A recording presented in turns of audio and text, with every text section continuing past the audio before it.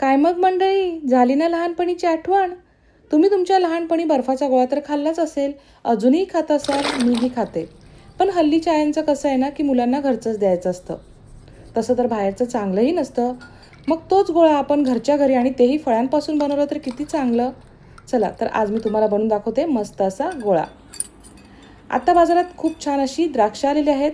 पहिल्यांदा तर द्राक्ष आपल्याला खुडून घ्यायचे आहेत आणि मीठ पाण्यात स्वच्छ धुवून घ्यायचे आहेत. आता धुतल्यानंतर ते एका भांड्यात ठेवायचे आहेत आणि ते भांडं आपल्याला डीप फ्रीजमध्ये ठेवायचं आहे. म्हणजे द्राक्ष आपल्याला डीप फ्रीज करून घ्यायचे आहेत. हे बघा, द्राक्ष मस्त अशी डीप फ्रीज झालेली आहेत. मी 6 ते 7 तास हे डीप फ्रीज करत ठेवलं होतं.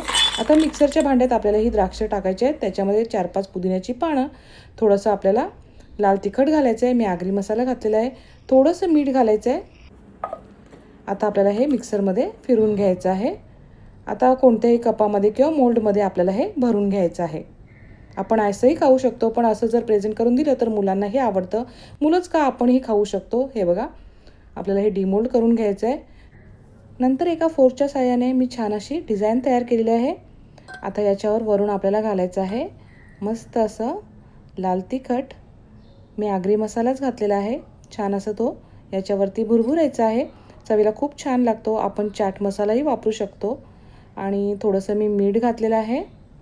आणि वर ठेवायचे आहेत गार्निशिंगसाठी पुदिन्याची पानं. तुम्हीही या गरमीमध्ये मुलांना हा गोळा नक्की करून द्या. बघा मुलं खुश होतात की नाही आणि कॉमेंट करून नक्कीच सांगा.